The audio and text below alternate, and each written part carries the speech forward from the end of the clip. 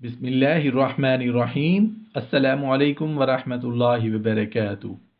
کمواری سے بدکاری کے بعد شادی کرنا۔ ایک آدمی نے ایک کمواری لڑکی سے بدکاری کی اور اب اس کے ساتھ شادی کرنا چاہتا ہے، تو کیا یہ اس کے لیے جائز ہوگا؟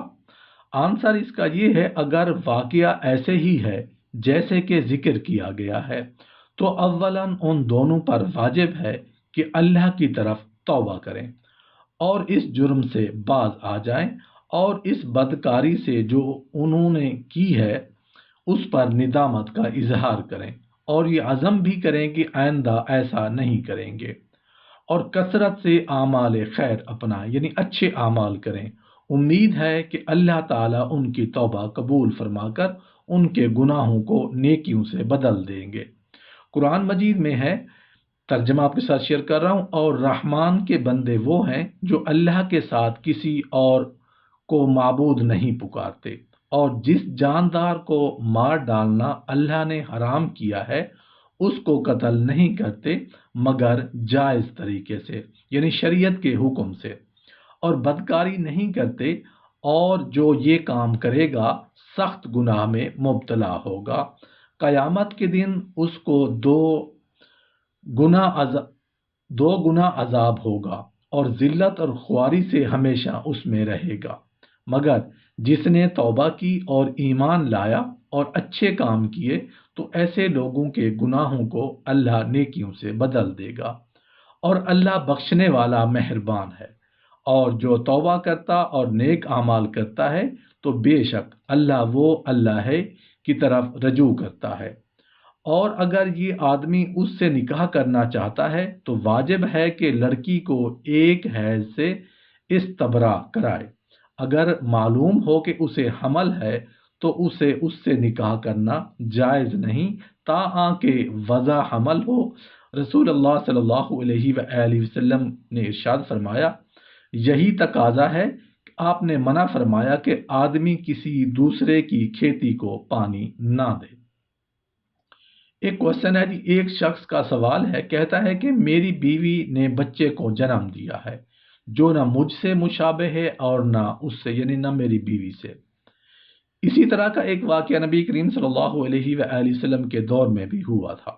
صحیحین میں ہے کہ حضرت ابو ہریرہ رضی اللہ عنہ سے روایت ہے کہ بنو فرارہ کا ایک آدمی رسول اللہ صلی اللہ علیہ وآلہ وسلم کی خدمت میں حاضر ہوا اور کہا کہ اے اللہ کے رسول، میری بیوی نے ایک کالے کلوٹے بچے کو جنم دیا ہے۔ اس انداز گفتگو سے وہ گویا بچے سے انکار کا اشارہ کر رہا تھا۔ تو نبی کریم صلی اللہ علیہ وآلہ وسلم نے اس سے پوچھا، کیا تیرے کچھ اونٹ بھی ہیں؟ اس نے کہا جی ہاں۔ آپ نے پوچھا کس رنگ کے ہیں؟ اس نے کہا سرخ رنگ کے ہیں۔ آپ نے پوچھا کیا ان میں کوئی سیاہی مائل بھی ہے؟ اس نے کہا ان میں کئی سیاہی مائل بھی ہیں۔ آپ نے پوچھا یہ کیسے آ گئے؟ اس نے کہا شاید ان کو کسی رگ نے کھینچ لیا ہو۔ تو آپ نے ارشاد فرمایا تو ہو سکتا ہے اس کو بھی کسی رگ نے کھینچ لیا ہو، یعنی مرد اور عورت دونوں سفید ہوتے ہیں اور بچہ کالا ہو جاتا ہے۔ تو آپ صلی اللہ علیہ وآلہ وسلم نے اس کو بچے سے انکار کی اجازت نہیں دی۔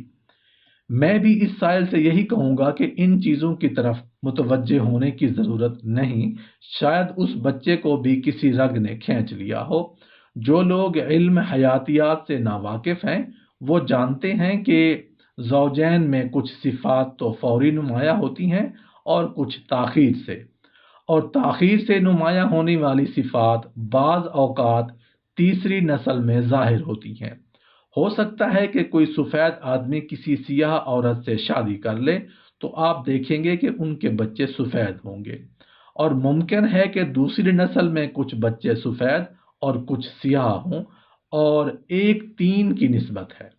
میری اس سائل کو یہی نصیحت ہے کہ ان باتوں کی طرف متوجہ نہ ہوں سوائے اس کے کہ آپ اپنی بیوی کو بدکاری کا الزام دیں۔ علماء شافعیہ کہتے ہیں کہ اگر شوہر اپنی عورت کو کسی مرد سے متہم کرائے اور پھر بچہ بھی اس کا متہم آدمی کے رنگ کا ہو تو شوہر کو انکار کا حق ہے۔